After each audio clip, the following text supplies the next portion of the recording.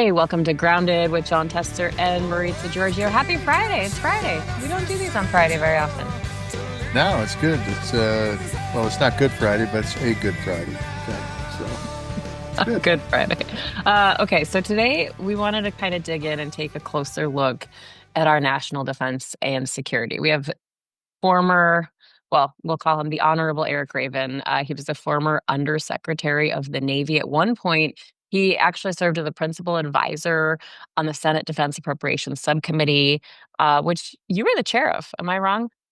That's correct. Yeah. Okay, that's Yep. correct. You And at one point, and then we also have Kate Coffer joining us for this conversation, who is majority clerk of that committee. So, yeah, it's going to be an interesting conversation. I expect to learn a lot because this is not an area that I'm well versed in. Well, we hope it's going to be interesting. Look, it's going to be an opportunity to either nerd out or let people know what's really going on. These folks uh, were working and worked for years on the Defense Appropriations Bill, which funds the Defense Department, which funds the national security of this country from a defense perspective. It'll be fun to talk about them, about where we were. They're both in the private sector now, but where we were when they were heads of that committee and where we are today from their perspective. So it'll be fun, I hope. I hope it'll be interesting and semi-entertaining, but hopefully you don't get down the weeds so damn far that people go, oh, enough of this crap. I can't handle this anymore and click off. Well, they Rather, might I do hope. that every week anyway with us. You never know. Well, it could be. I mean, it could be, but national defense is a big issue. That the appropriations bill that they worked on, the subcommittee that I was chair of, is a massive damn bill, and there's as much money in that single subcommittee appropriations bill as there is in all the other subcommittees combined. So Wow. it's a big bill. It's an important bill. It's a bill that has to be done right, or it puts our national defense at risk. So it'll be Well, fun and to this have them on. is something that we don't often get a like clear peek inside of, or behind the curtain of. So I'm excited to have that conversation, ask all my questions. So many questions I have. All right, let's get into some headlines. We'll get to Epstein in a minute because wow, that is the story that just will not go away. But first, I want to talk about this moment on camera when the Fed chair, Jerome Powell, fact checked President Donald Trump. This happened on camera. Trump tried to take Powell to task over the cost of renovations at the Fed headquarters. And Powell just wasn't having it. He took out his glasses. He looked at this number that Trump was claiming it costs for the renovations. And he said, no, no, no, that included a third building that was done 5 years ago. They kind of went back and forth a minute. My friend Von Hilliard at MSNBC said that this seems to continue to set the stage for President Trump to try to claim that Powell has engaged in fraud in this renovation. What do you think? Well, Jerome Powell, chair of the Federal Reserve, is like an accountant on steroids. I mean, this guy deals with numbers all the time. Okay, so for President Trump to pull numbers out of the air and say this is what it costs to a guy who deals with numbers all the time and has to make sure those numbers add up to common sense, um, he got called out. Um, I like Jerome Powell. I think Jerome Powell has done a good job as Fed chair. I think that he would be a great loss if the president pulls him out for the economy and for working families around this country. I think it'd be a huge mistake. I think politicizing the Fed would be a huge mistake. So for Fed Chair Powell to bring out the numbers and say, yeah, yeah, well, this is bullshit. Um, Although he didn't exactly say that, um, is perfect sense, and it's what he does. Jerome Powell is a man of high intelligence and incredible, uh, just an incredibly good person that wants to do the right thing. Um, all his decisions he's made are the ones I agree with. No. Um, did he make some I liked? Yeah. But in the end, you do not want to politicize the Fed. You politicize our money system in this country, and it will be a train wreck. And it'll be like the tariffs, for Christ's sakes, where there's no sort of order, no sort of plan, no sort of direction, just willy nilly doing things to interest rates and the economy that that meet political agendas but don't meet economic agendas, which is where we are. Okay, And who so knows? He may use it to to claim that there was fraud, but I don't buy it. I don't think it passes a smell test at all. If there's any fraud going on, it's not in the Fed. well, and Powell has said that Trump cannot fire him, but Trump continues to kind of flirt with that idea. And he posted on Truth Social after this encounter and said, quote, "The cost overruns are substantial, but on the positive side, our country is doing very well and can afford just about anything, even the cost of this building." Okay, so am I crazy or did we just cut like a ton of programs to save money to give tax cuts to the wealthy? Yeah, not only that, but go out and do some shopping. Price of gas ain't a buck 98, I'll tell you that. The price of eggs have dropped a little, but not much. Inflation continues to go up much higher than the previous administration, by the way. When I go out and buy stuff, I'm always shocked at the cost moving forward. The tariff stuff is starting to take hold. We're starting to see loss of inventory and in businesses. This is going to have dramatic impacts. Look, I guess if you have people around you that will only tell you what you want to hear, and you aren't out actually seeing what's going on in the economy, you can say things like, "This is the greatest economy that's ever happened. We can afford anything." But the truth is, I see a lot of signs out there as a farmer in north central Montana that are disturbing when it goes to our economy, by the way. Yeah, I've been in a few stores this week too, and there's not a lot of inventory. There's not a lot of inventory, and they're pretty quiet. And these are in big cities that I've been in, so we'll continue to watch that. All right, the And story and that and the point is there, Maritza, if a store doesn't have inventory, they're out of business. If they don't have things to sell, there's no profit margin because you're not selling anything to have a profit margin. So the impact of this, and by the way, not unlike rural healthcare, these stores close down. Most of them are mom and pop stores. They won't be reopening, and that'll have long-term impacts on our economy. So this is a story that will not go away no matter how many times the president talks about Obama or her emails. So sources told the Wall Street Journal that AG Pam Bondi told the president his name is in the Epstein files. This apparently happened in May, and we should say shortly after that, that was that Elon Musk bomb that he dropped on X claiming the same thing. Meanwhile, Deputy Attorney General Todd Blanche met with Epstein accomplice Ghislaine Maxwell for hours on Thursday. Says he'll continue today on Friday. Important to note that Todd Blanche was the president's personal lawyer before this job. We're also seeing a steady stream of Republicans just calling for transparency around the Epstein files, but to avoid a vote on a measure to force the release of those files, the House adjourned for summer recess early. They're not coming back till September. Oh, and as you predicted, Senator, a judge denied the DOJ request to unseal grand jury transcripts in Florida. All right, have at it, JT. I get to have at it. Have at it.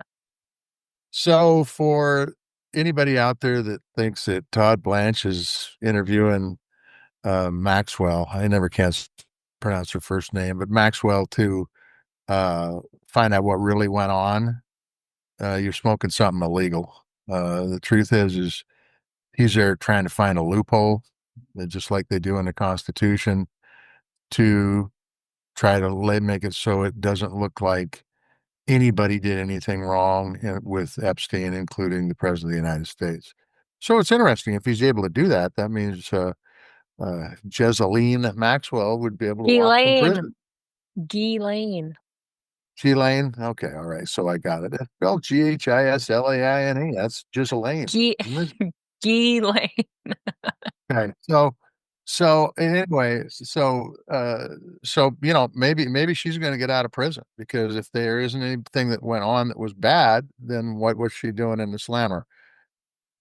So I don't know, but I will say it is more than ironic that people in Congress are going true to form as they've done the last 6 or 7 months and saying one thing. They're affected by this, say one thing and do another. Say, oh, yeah, we need transparency. Oh, but by the way, I don't want to vote on anything that would force transparency. and we're going to hit the road. And, there's going to be a few of us who go out and talk about this, but most of us, we're going to have our lips sealed. And if somebody asks us about it, we're just going to say, hey, we had to leave early because, I don't know, it was too hot in Washington, D.C., which starts, by the way, in April. So they could I have left in just April, but would have got the same amount of stuff done, by the way, and except maybe not all the bad stuff they got done. So, um, look, this continues to go on. There are a lot of folks in President Trump's base from the MAGA side of things that want to see if the deep state is running things. And look, the Republicans run the House, they run the Senate, they run the presidency. Uh, if the information isn't released, maybe they ought to look in the mirror if they want to see the deep state. also, I just think that it's foolish at this point to think that this is going to go away. Jeffrey Epstein died in 2019. I mean, we are almost 6 years to the date of his death, and it has not gone away. It's only intensified. So I don't think going home for a month or month and a half is going to settle people down. We'll see what happens next. Meanwhile, the FCC gave the okay for the $8 billion merger between Paramount and Skydance after both companies made concessions to the White House and the president. Paramount is the parent company of CBS, which canceled the Colbert Show last week, and in a very viral moment, I'm sure we'll see more about it today. The creators of South Park, Matt Stone and Trey Parker, they just signed a deal with Paramount, and then they went after the president in an episode that is releasing, putting him, or a cartoon version of him, in bed with Satan. They are doubling down and basically saying, "What are you going to do, Paramount?" Uh-oh, look Uh out. oh. The president might demand that they get rid of South Park. Look, They just I signed a big deal, though. If they get rid of yeah, South Park, I think they're out of money. well, who knows? I mean, Who why would you get rid of Colbert for Christ's sakes? If you got financial problems with late night television, that would have been negotiated a long, long time ago. It's pretty obvious what they did, and we've talked about this before on how Main Street media is they're losing, and it's unfortunate because I depend upon them, being a person that's dependent upon them my whole life. And I know a lot of people depend on podcasts and Substack and all that, which that's great because we're on that. But the truth is, the mainstream media also provides some, and they just lost all their mojo. I mean, what the hell? I mean, uh, it's not that I'm in love with Colbert, but it really pisses me off when companies do things for political reasons so that they can make money. They shouldn't be making money. They shouldn't be in business. They don't have any values. If they don't have any morals, if they don't have the reason to do the right thing, well, then screw them. And that's kind of how I feel about it. Yeah, we'll see. We'll see what happens. I am curious if Colbert's run goes throughout when they said it will go, and I'll be watching to see what happens to South Park. And lastly, today, I'm sure there will be more news that breaks after we record this, but the Washington Post reported that the Pentagon's independent watchdog received evidence that contradicts Defense Secretary Pete Hegseth's claim about Signalgate. The evidence apparently shows the information that Hegseth put in that Signal chat came from a classified email that was labeled secret. The Trump administration has said repeatedly that the Signal chat had no classified information in it regarding those strikes in Yemen. You'll remember the Atlantic's editor was unintentionally included in that chat. Couple things. First of all, I'm surprised the Pentagon has any independent watchdogs left. Number one. That's a good thing. Number two, that they have them. Number two, are they playing the whole world for fools, really?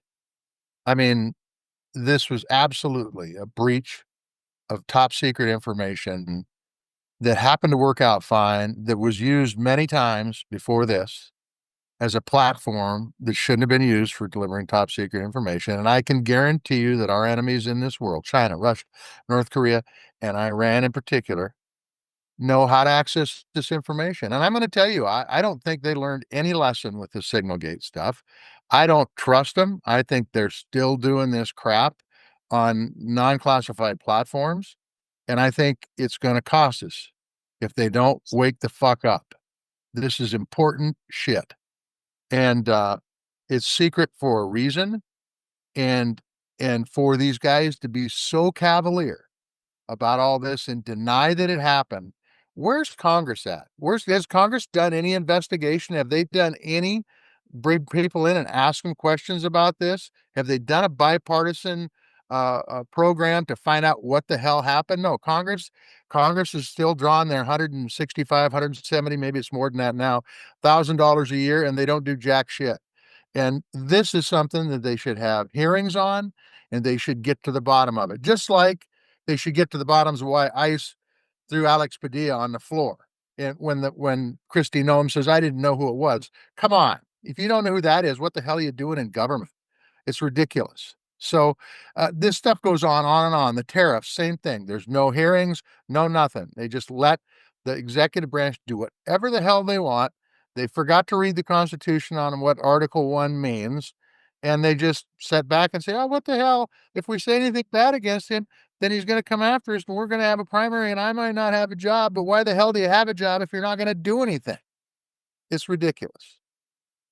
Yeah, I keep thinking about that too when I'm reading about what's happening with that El Salvador prison, and they released a bunch of folks back into Venezuela. They're talking now about the conditions that they were held in, and it can only be described as torture. And where's Congress? And American taxpayers are paying for that. You and I and everybody that's watching this are paying for that El Salvador prison. By the way, how much does it cost? I don't know. I bet you ask anybody in Congress, they can't tell you how much it costs. Where are the hearings?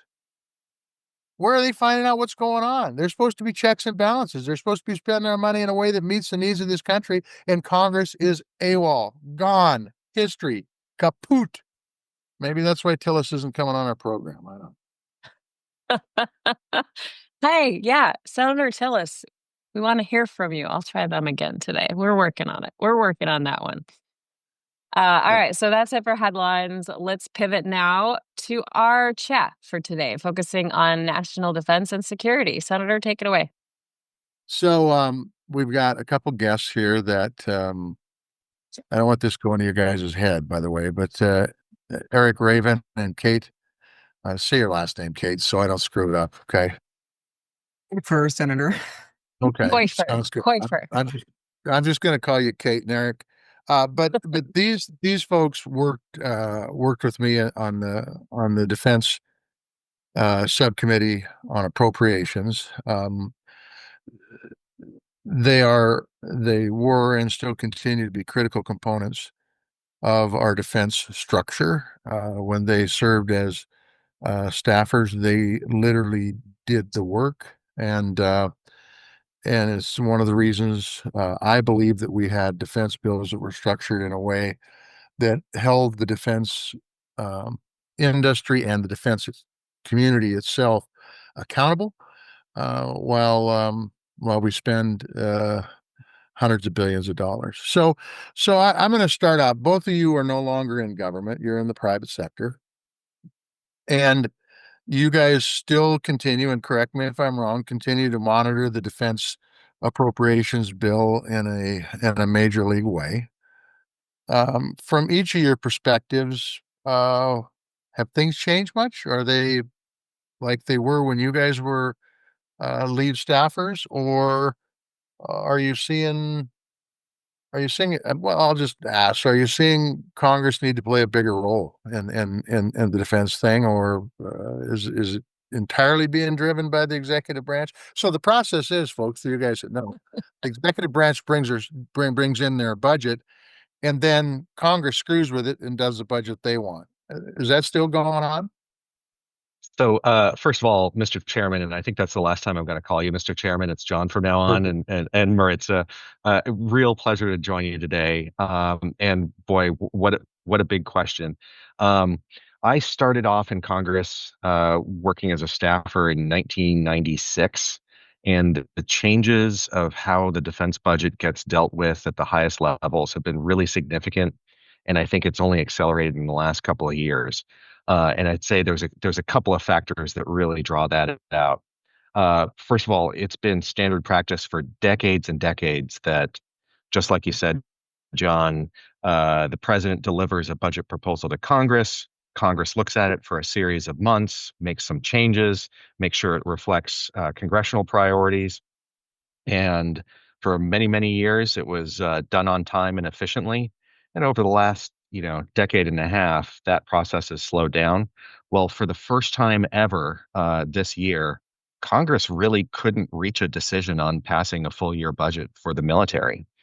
Passed what's called a continuing resolution, which is more or less a rubber stamp of last year's budget. It's hard to imagine any business doing the same thing.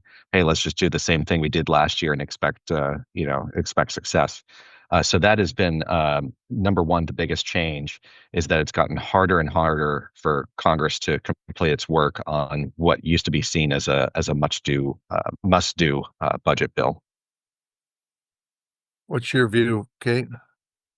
Well, let me just echo Eric's introductory comments. It's a pleasure being here. Appreciate the chance. I would, wholeheartedly agree with what he said, and I would add to that one more element, which is not only as this process has devolved somewhat over the last decade or so, the urgency and the threat has accelerated, right? And so we see quicker turnaround timelines for decision making, certainly as it relates to investing in new technologies and accelerating modernization of our military, while at the same time Congress has struggled to pass a budget, on time and in a comprehensive manner. So you have a bit of a compounding element there with just an operational urgency that is at the highest levels it's been over the last 20 years or so.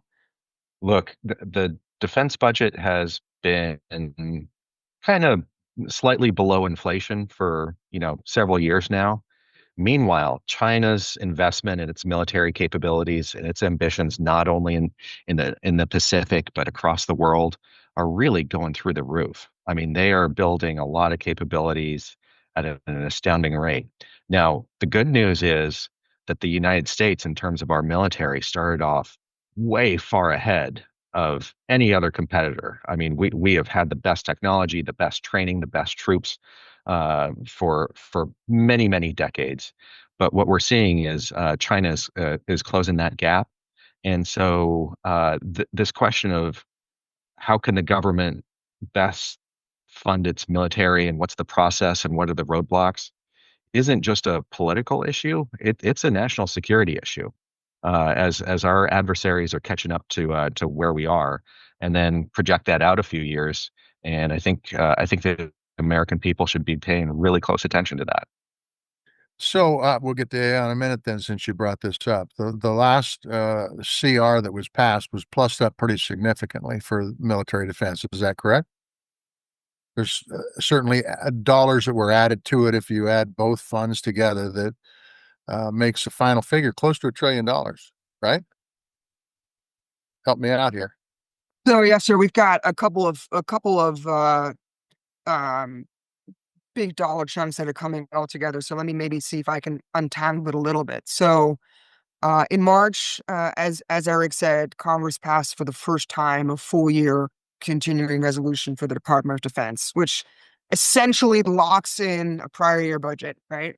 Without significant adjustment. Congress did include a couple of I'll call it escape hatches for DoD. So they did give them a couple $1 billion more. They did give DoD some flexibility for starting new programs, which you normally don't do in a stopgap budget. But as Eric said, was certainly not enough to keep up with inflation. Shortly thereafter, Congress provided another tranche of spending for the Department of Defense as part of the reconciliation bill, or what people call the one big beautiful bill, that provided another 150-ish or so billion for the Department of Defense. And at the same time, Congress is now reviewing the next Department of Defense budget, which is due on October 1st. And that will presumably give DoD $1 trillion or so to execute. John, one critical point here is when we talk about the defense budget being at or near $1 trillion, the devil's in the details here.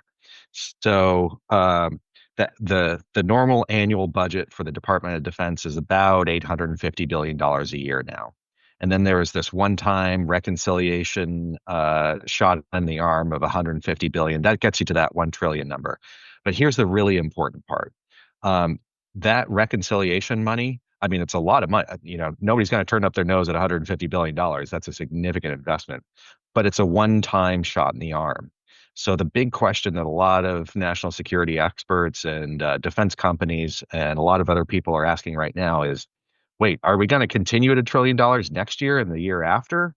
Or are we going to go back down to 850 billion?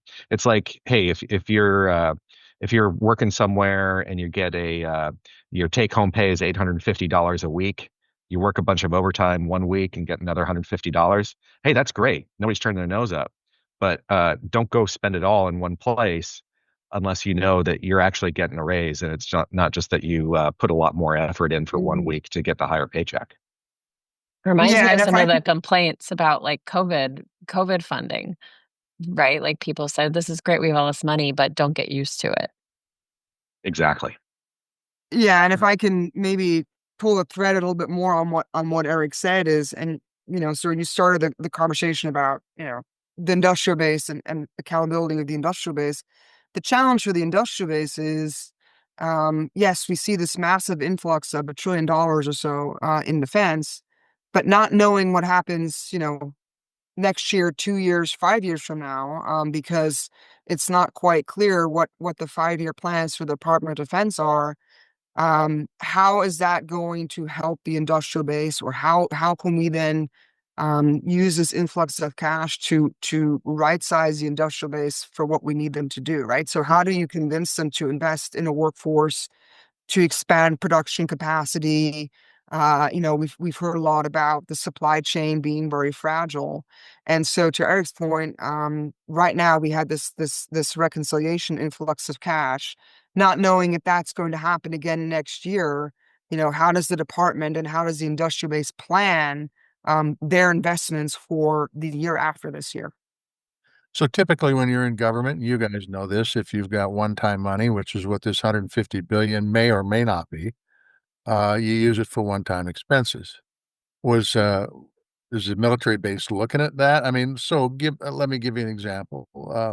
There is no doubt that the military base, the folks that build our ships, our airplanes, weaponry, everything needs needs to be updated to meet the 21st century demands that are out there. Was there any guidance given by Congress that say, hey, this is going to be one-time money only?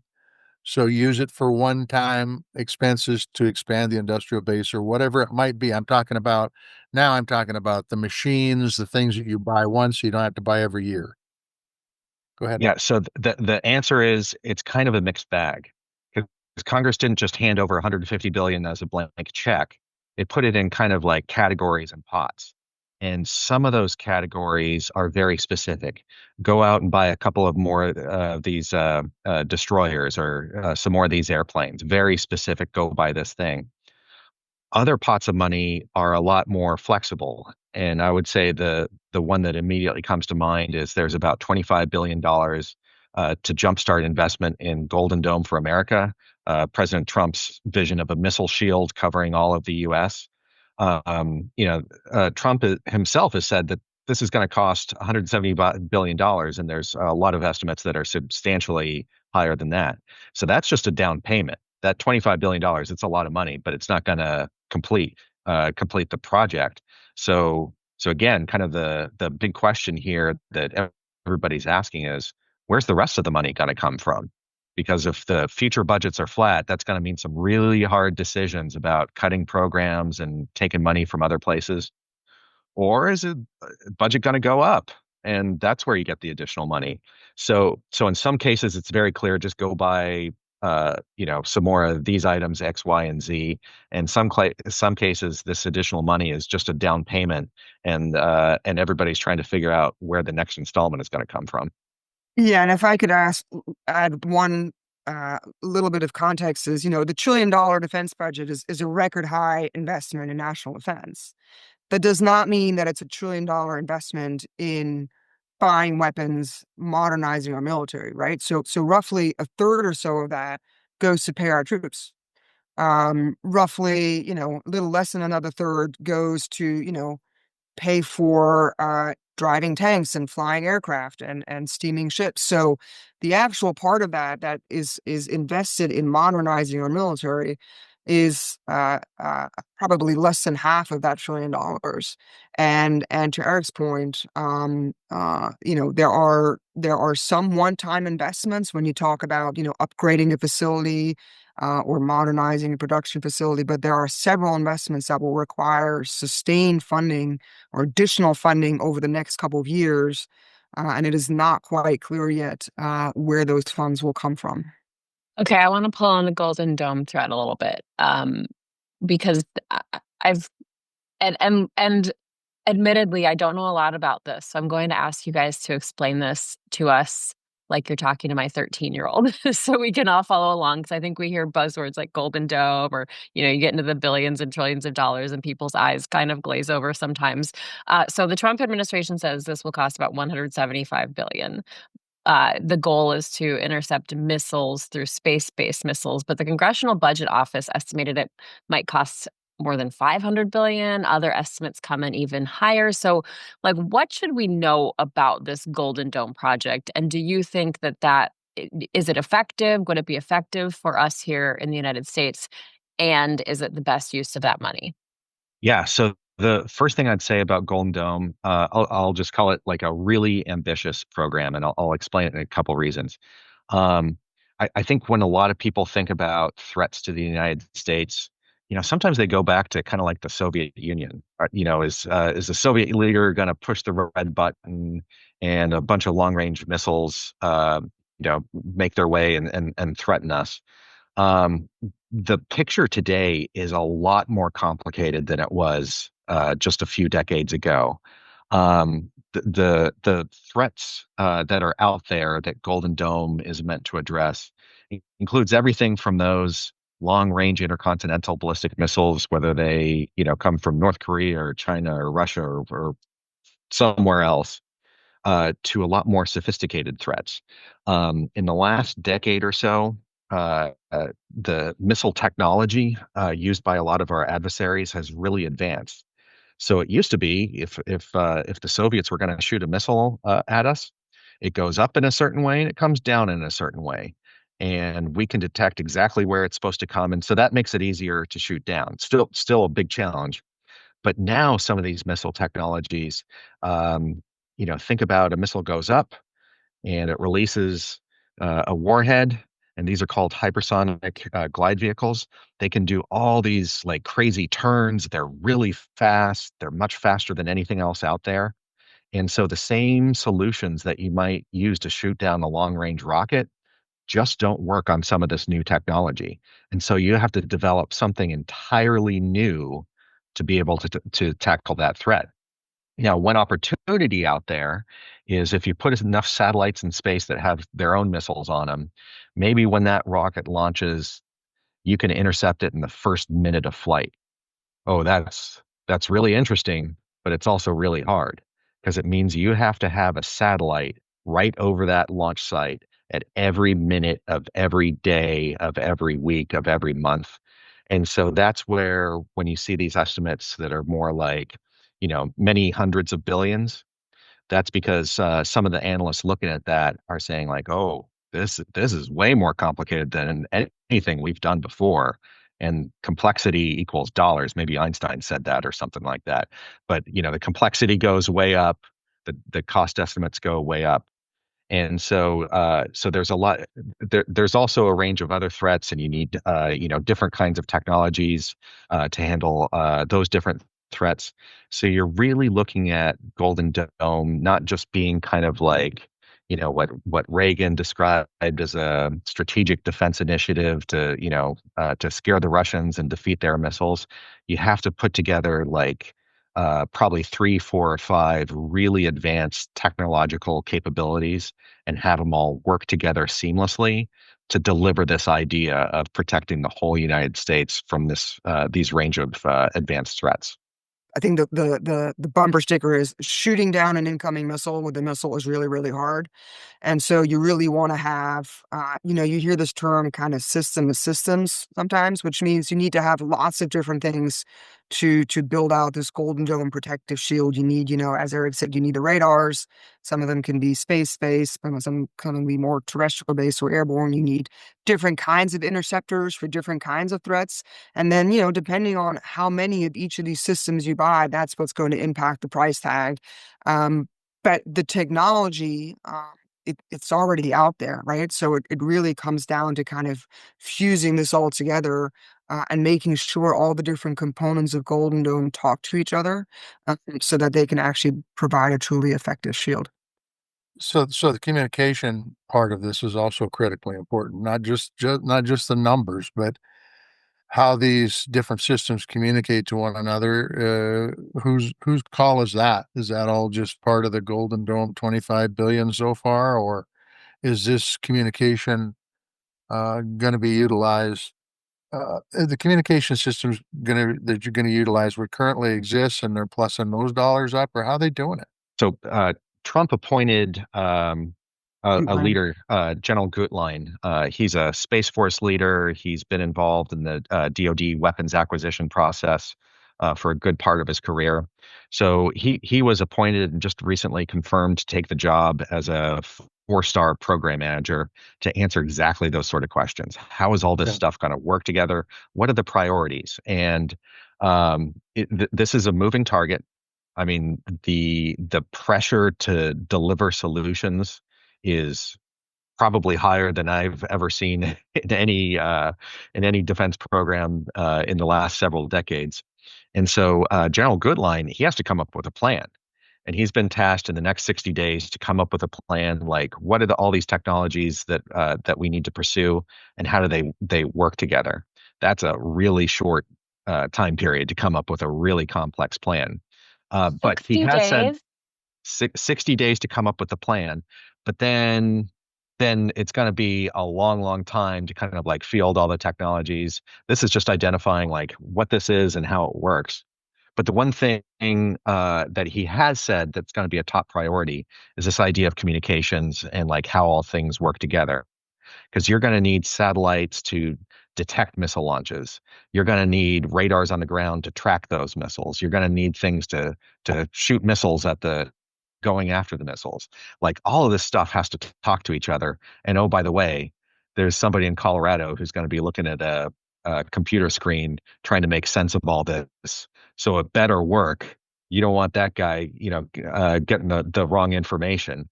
But General Gutlein has said, like, hey, priority number one coming into this job is getting the command and control, off to a good start. But it's gonna be a long time to even figure out that piece of it. The good news is that we're not exactly starting from scratch, right? We talk about the $25 billion that has been added to the budget for this. Um, but that is building on, certain existing technologies, certainly on the command control and communication side. So as John Goodline or as John Goodline pulls this plan together, he is certainly informed by what we currently already have fielded and what technologies the military is already working on. And think of the 25 billion as an opportunity to jumpstart and accelerate further development to fill out kind of the gaps in the plan that he's putting together. I'm guessing, Senator, it's not just a concept of a plan that he needs to put together. He probably needs a real plan. Well, it always helps if you've got a real plan. And might I add, workable in that sentence too, a real workable plan. So, we talk about cyber. Sure. Is it still a big deal? We've, I mean, the truth is, I'm a bit worried because there's a lot of folks that may not be with the agency anymore because of being laid off or just pissed off and leaving. So where are we at in the area of cyber threats and cyber warfare, and as long as you're going in that vein, where's AI? Is there money dedicated to AI in this budget? Is AI part of the conversation? So I would say, in short, the answer to your question is yes to all of the above. Um, Great. Are you screwed? what Is that what you said? Yeah. What and this touches a little bit on what we just talked about with respect to Golden Dome. How do you buy a pound of cyber safety or cyber security or cyber operations, right? I mean, we tend to measure our military strength by counting weapon systems that we feel like we count ships, we count aircraft, we count missiles. And so while those are important metrics, they are certainly not the only metrics. And as you well know, all those weapon systems I just listed are really only as effective as their support network, right? The logistics, the training, the personnel, and certainly, the cybersecurity as we develop more and more software enabled or software defined weapons. Having cyber secure communications links and networks is ever more important. But it is not something that is easily quantifiable. And it is not something where it's very easy or straightforward to define success. And so, the key really for the Department of Defense and for Congress as they continue to look at cyber, IT, software, innovation, AI, machine learning is really to not just focus on the buzzword, but really focus on the added capability or the added value that these investment dollars generate for us. Hey, just to back up a second, and I think many of your listeners have probably heard and thought about cyber, and is this like emerging technology, and what does it mean for our national security and all that? Let me just back up and make sure we're all level set on kind of like when we talk about cyber, what are the things we're actually talking about? Now, we just had this discussion about Golden Dome, about how everything has to be connected, space on the ground and all that stuff. All those computers talking to each other needed to be able to do their job efficiently. It's not just a military problem. We see this in our life. I see you got your computer right there in the background. You got to check your stock quotes with your huge portfolio, and figure out what the weather is going to be to know if you're going out in your tractor on any given weekend or something like that. Like all of that relies on all these networks that cross the military, the civilian, how government does its job, commercial industries, and all that. And there's kind of a couple things in cyber to be aware of. One is that first, you have to defend it. You got to defend those networks. You got to keep the bad guys out. But what are the bad guys trying to do? They're trying to get into those networks really to do one of two things. Either listen what's going on and get information that they can't get elsewhere, so kind of like a spying mission, or drop some kind of breadcrumbs in those networks. So if one day you need to turn something off, you got the switch already in the system. It's already baked in. So whether that's turning off a military satellite or turning off a water treatment plant, that's the cyber threat that I think a lot of people are thinking about. Now, that could be really scary. Think about waking up one day and your electricity doesn't work, or your power, your water isn't working, or Wall Street goes down. I mean, the stakes could be very, very high. And there was one intelligence leader. He ran the National Security Agency about 10 or 15 years ago. He was asked about cyber, and he said, if cyber was a soccer game, the score would be 515 to 498, because there's no defense. It's all about the offense. The more you can be out there doing things against your adversaries, that's how you win in cyber. So where are we today?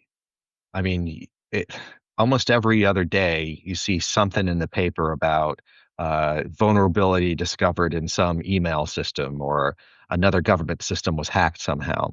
I mean, the offense is still uh, driving this discussion, but I don't want to unduly terrify folks, because one thing really sticks in my mind. When Russia was poised to invade Ukraine back, 3.5 years ago, there were a lot of national security experts that said this is going to be the first cyber war. Russia's going to go in and take down all the networks and just, completely obliterate Ukraine on day one just by flipping the switch on everything. Yeah, there were a lot of cyber attacks, but you know what? Here we are 3 years later, and for many reasons, like Ukraine is still fighting the fight. That those cyber capabilities didn't take down the whole nation. In fact, when we think about the conflict in Ukraine right now, we think more about drones and unmanned technologies and things like that, rather than cyber dominating the battlefield. So what are we doing about it? First of all, it's very clear we, the United States, we're still on the offense. We have incredible capabilities to get into other people's networks and snoop around and maybe drop some breadcrumbs if that day comes. The defense is going to be really hard. And you know what? This starts with it's not just a government problem. It's not just what the military or intelligence community or Homeland Security can do to defend against the threats. That's part of it. But everybody has their own part to play because as you're using your laptop, you get that suspicious email in your inbox. You click on a link, you don't know whether that virus that you just allowed into your system is from some scammer who wants to drain your bank account or somebody in China trying to use your computer as a platform to go do something else.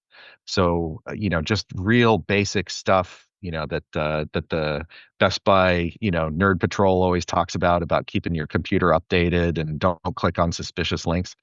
That's part of what everybody has to do. It's not just a government problem. Like everybody has a hand in this, in trying to defeat some of these efforts to by our adversaries to worm our way into our cyber systems.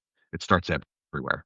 So what do you make of So the cuts, like the cuts to the Cybersecurity and Infrastructure Security Agency? And then on top of those cuts, I mean, we see reports that a third of the workforce has already left that agency. I mean, is there room for private companies to fill the gaps here? I mean, we do have a lot of private companies who are just doing amazing things. In fact, look, I just said everybody has their part to play in cybersecurity. It's not just a government thing. But going back to one of John's questions, maybe like one of the big holy grail things out there that could really turn the conversation on this is how AI can play to cyber defense. So, right now, the way your computer works is if you get a virus, there's already like a thumbprint in your virus scanner. It knows what to look for. If you have AI doing cyber defense, you don't have to have the thumbprint of that virus that's infecting your computer or a government computer or something else. AI being able to say like, hey, something's wrong here. I don't know exactly what it is, but like antibodies in your body, like going after some new virus or something like that. Something's wrong. Let's spring into action. So new technology can really be part of this, and a lot of that innovation is coming from the private sector. we're getting to a point where I don't know if you want to, Maritza, we do these interviews and she has like 6,000 questions. So, but I think we should wind it down. And I don't I'll just ask because I think this is really the question. We've seen this administration, and I don't expect you guys to say anything about anything political, but we've seen this administration, push away our natural allies, embrace, we saw JD Vance get in front of the G7 and talk about how wonderful Russia and China are, and you already talked about what China's doing. You guys have. Where are we? And the other thing I would add to that statement, where are we from a national defense standpoint is my question. The other thing is I've never thought it's how much money you spend. I've always felt how you spend the money is really critically important. You can plus up a lot of things and let's say, geez, look, we made all these advancements and we put all this money in, but if the money's not spent right, you're no better shape than you were before. In fact, you could be in worse shape. So, from a national defense perspective, and you already said this is a dangerous world we live in. It is. I think it's the most dangerous time since the Cuban Missile Crisis, and we've got people using non-classified platforms to send out secret information. But what the hell? We shouldn't worry about that. But where are we at from a national defense perspective? I have my own opinion, but I'd love to hear what you guys have to say from the outside looking in. Yeah, maybe I'll kick this off. Certainly, the world is not exactly safer than it was a couple of years ago or a decade ago.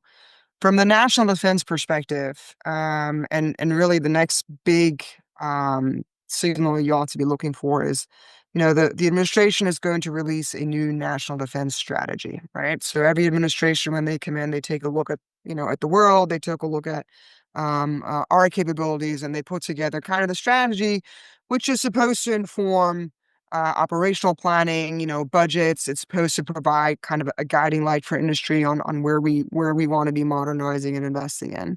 And I suspect you will see in this national defense strategy, which, I suspect will be released in the fall, you'll see a lot of continuity from the last couple of administrations, right? I mean, we know what the PRC is doing. We know what Russia is doing. We certainly know what some of the unsavory actors are doing. And if anything, you will have an amplified sense of urgency. Time will factor into a lot of the decision making, and that will really be the guiding light for defense investments. And to your point, it's not just about how much money we're spending, but what we're getting kind of as a return on investment. So not just what are we buying, but is what we're buying actually enhancing national security? And you started the conversation with how do we bring accountability to this process? You know, uh, Doge. Doge is not over, or the demand for efficiencies and effectiveness and performance on the industrial base, that remains, right? So while Elon Musk may have left the government, I think the demand for accountability, both inside the department at all levels, right? From the tip of the spear out in the field to higher headquarters in DoD, the demand for industry, whether you're a traditional defense prime who's been doing things a certain way, or whether you're uh, the Department of Defense and Congress demand return on investment that makes us safer. And that should be really the criteria for making these investments decisions that are supposed to, enhance or implement the national defense strategy. I think it's fair to say we're going through a stressful time in a lot of our relationships and kind of like how America sees itself in the world. Um, Look, a couple of factors here. Um, what what what has really made America secure in the past? What has really kept this country going? And yes, we've fought numerous wars at high tolls, but we've largely kept the American people safe in their homes at night. And I can think of a couple things. First of all, just going back a century and more, we've had a huge manufacturing industrial base that can do really incredible things. Build huge ships, advanced airplanes. When it comes to building things, like we've had a fantastic track record as a country. We're sliding a little bit on that. I don't think that there's any way to sum it up that we were number one for a long time. We're not number one now, but there's a lot of interest across the aisle, Democrats, Republicans, average Americans, everybody, about building back some of that capability. Um, we've had tremendous innovation in this country when it comes to the next technology, whether that's used for the benefit of our economy or national security. Nobody innovates like America, and I don't think that's changed. I mean, people may look at China, building this technology and all that stuff, but I think a lot of that comes from American ingenuity, so I don't think that's changed. I would say people.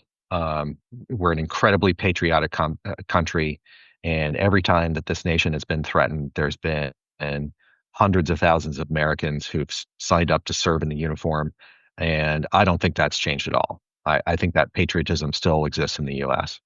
Um, Looking outside the country, one of the greatest strengths that we have is we can form allies, we can form friendships, we can form partnerships with a lot of nations around the world, and our adversaries can't do that.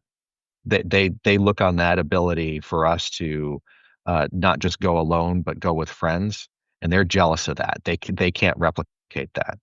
So when there's stress in those relationships, that goes to one of the strengths of the United States. Like we got to find a way to build those partnerships.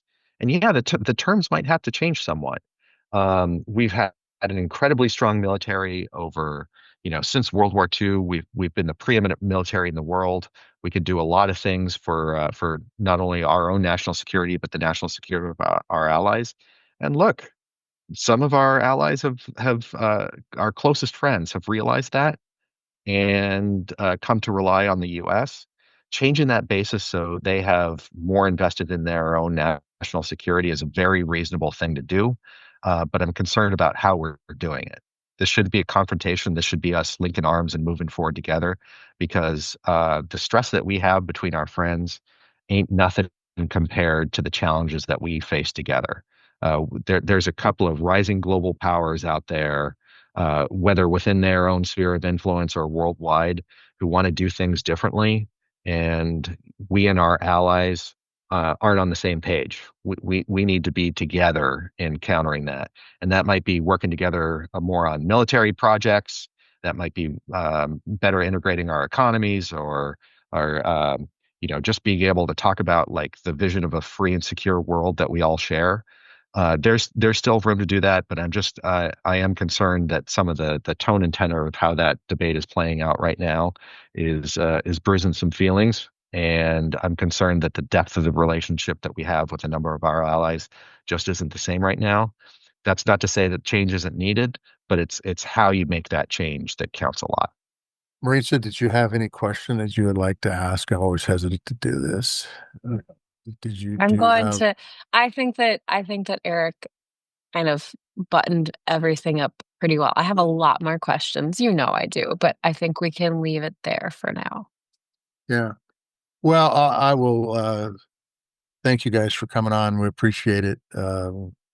I really appreciate the working relationship we had when I was a U.S. Senator, and I continue to appreciate the friendship we've had since I've uh, been removed from the United States Senate. And I would say best of luck to you guys and stay in touch. And Maritza will probably have a bunch of questions in writing that she will forward for the record, just so you guys revert back to old times. Okay. Hey, I gotta tell one quick story that I tell a bunch of Please. friends. Okay, so just a little backstory. So I worked for John Tester for about a year and a half or so, and that was as he was coming into the role of chairman of the Defense Appropriations Subcommittee. Spent a lot of time together. He was getting up to speed, asking a ton of questions on all sorts of programs and what's going on in our military and all that. And so we had I'll just say it was a very open relationship. And one thing that I remember was, especially in the summer, Chairman Tester would go back to Montana because he had work to do on the farm. And I would say more often than not, it'd be a Saturday or Sunday morning here in Washington, D.C. It'd be about like 8:30, 9 o'clock in the morning. I'm lazy. I'd just be getting out of bed, and then I'd get a phone call, and it would say, no caller ID. And I'd pick it up and the first thing I'd hear was a engine in the background, brrr. And the next thing I'd hear is this the Raven? And it would be Chairman Tester, sitting U.S. Senator, leading Congress on how to spend $800 billion in annual funding, sitting on his tractor doing work in Montana, wanting to pick my brain for 45 minutes because he had a little bit of time to kill and decided to do a little double duty, work back home and work on the big issues that he's responsible for. So, hey, I tell that story all the time. But hey, boss, it has been a pleasure working for you. Love the chance to chat a little bit here and absolutely keep in touch. This has been great. So All now I right, gotta Kate. say something too, because first I thought it was just me. So I'm glad to hear you tortured the Raven as much as you tortured me. But the only thing I would add is, when you call me on a Sunday morning, it was usually like 6 o'clock or 7 o'clock in the morning. So I'm not sure why Eric got to sleep in and I didn't. But hey, Well, it was a privilege, and it's been great to see you again. I really appreciate the chance to connect again. I'll The tell other, you, the he's other, still up to that. He's still up to that, except for he calls me and says, "Are you out of bed yet?" And the answer is almost always no. I burning daylight. The best part of the day is going, and you guys ain't out of the sack. I will also point out this to you guys that when I got the Capitol, which is always reasonably early in the morning, and I called your office, you always were working. Very seldom were I able to catch you at your house or on the road. You were already there, which is which is pretty incredible. You guys logged a lot of hours. You did good work, and you made me look good when because you guys did good work, quite frankly, and we depend upon, for those folks that don't know, the countries, these guys are actually quite old for being for staffers. The country's being run by a bunch of 25-year-olds, but that's okay. That's all right. They do a better job anyway. At any rate, thanks, guys. Thanks for being on. Take care. Be well. Now get out there and get to work. God damn it, day's half over. I remember one time, I don't know if I was in your office or we were on like a Zoom interview, but you told me after you got that I'm gonna start calling you Mr. Chairman, by the way, Mr. Chairman. Mhm. After you were the chair and you said, "Hey, I've seen things I can't tell you about them, but I've seen things that keep me up at night, really." And that stayed with me. I think about that, the amount of information that the three of you have seen and processed and that you can't say anything about. It must be stressful. I don't know how I would handle that. Well, you handle it by number one, giving direction to how we spend money so we spend it the right way. And you handle it by not pushing away your traditional friends and allies because that's one of our biggest strengths, if not our biggest strength. And embracing people who've been trying to destroy you and continue to just try to destroy this country moving forward. And I think the a lot of things were said during that interview, but right at the end when Eric talked about workforce and he talked about the industrial base and he talked about innovation, he also talked about our friends. And I'm telling you that when we do away with things like USAID, that has an impact on our friends. And it doesn't mean you buy your friends, but when people can trust you and know that you're there to help, they're more likely to come to your aid when you need help. And what we've done across the board, whether it's to the European nations or Canada or Mexico, Australia, any of them, I don't think they trust us, not like they used to. And that's very, very, very dangerous. And the administration needs to pull their head out of their ass and get this fixed and get it fixed fast because, quite frankly, without our friends in this nation, we are not that strong. And it becomes a real problem in this world, I should say. Without our friends in this world, we are not that strong. We're severely diminished. We're spending $1 trillion on a defense budget now, so everybody should be happy. This is going real with damn little direction, I might add, but that's okay. Well, that's kind of, I mean, when you talk about our allies and where we are with our standing in the world, and then I've had conversations too where our country seems, from the outside looking in, if you talk to people who live anywhere else, it looks like a lot of chaos right now, whether it's Signalgate, whether it's, the immigration stuff and the protests and sending in, the National Epstein. Guard into California, Epstein, the president focusing on adding, making sure Coke has real sugar. I mean, it doesn't like that is a big question is what are our adversaries seeing and are they looking to capitalize on some of the chaos that we're going through as a country right now? Well, I mean, I think that the answer to that's quite obvious. Uh, Yeah. you've got a Secretary of Defense, a Secretary of State, and other folks that put classified information on an unclassified platform. We've got everything that's gone on with the tariffs. You've got the president concerned about what the name of the Washington commanders are, and sugar and Coca-Cola and all that stuff. Yeah, damn right. They're like licking their lips, waiting for an opportunity. And like I say, these guys got to straighten up and learn how to fly right. I'm going to tell you, and I'll just say this: this is what happens when you put people who are out of touch with reality, and these are uber rich people in the White House. This is what happens. You become more concerned with shit that don't matter, and you ignore the stuff that really does matter because you've been uh, so removed from reality for your entire life that this is your reality. Has he done some things that are right, the president? Absolutely. But I'm going to tell you, he's done some things that are pretty damn scary too, moving forward. Well, let's focus on the hopeful. Let's focus on the hopeful. Okay, you're wearing a repeat hat. Oh yeah. Oh Well, man. I'm going to tell you, It's a great hat. It just kind of fits, you know. It's one of those hats. I'll be honest with you, the Oli hat that I wore here a week or two ago didn't fit so good, you know. It's been Ah, this one just kind of puts on your head and it's poof, good to go. maybe it was your haircut. Oh, we'll tell our listeners who can't see the video. He's wearing a United States Postal Service rural carrier hat. There it is. Yeah, And you have exactly. a shirt. Is that the Montana Carpenters Union? Yeah, well, it's probably the National Carpenters, but yeah, I mean, Does that I say still, Montana? What's I don't the know. insignia says Montana, right?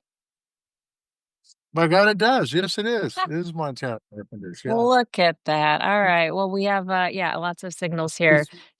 It's, it's a black shirt that you wear on a 93-degree day outside. I mean, so you know, Are so you cool. headed out on the equipment today, or are you gonna sit around the We're gonna house harvest. again? We're gonna harvest some peas today. We're taping this on a Good Friday, not Good Friday, but a Good Friday. And I went out and was gonna start yesterday, but I thought, nah, I don't have that many acres to cut, so we'll lop off some peas, see how they go, and harvest will have begun. And then we wait 3 weeks for the spring wheat to get ready. Although it's turning pretty fast right now. So in this heat, the heat today will help. And if we continue to have good heat, it'll move things along pretty rapidly. Okay, well, I will look for a video of you out harvesting peas in my inbox Yeah. later. I hope I remember, you know. We'll get someone to remind you. We want to thank our guests for joining us today, Eric Raven and Kate Koifer, who used to work with Uh, Chairman Tester, Mr. uh, Chairman. You can find us, of course, on Substack, Blue Sky, Instagram, and YouTube. You can shoot us an email at groundedpcast@gmail.com. We've had a few emails this week clamoring for certain guests. I will say we are working on some of those guests, so we will let you know when we book some of them. This works because of the support of people like you watching and listening, and we would love it if you would subscribe. We have a lot more planned for you here in the future. We want to thank our friends at Pearl Jam for letting us use their music. And all of you, our listeners and our viewers, we will chat again soon. hell, hell.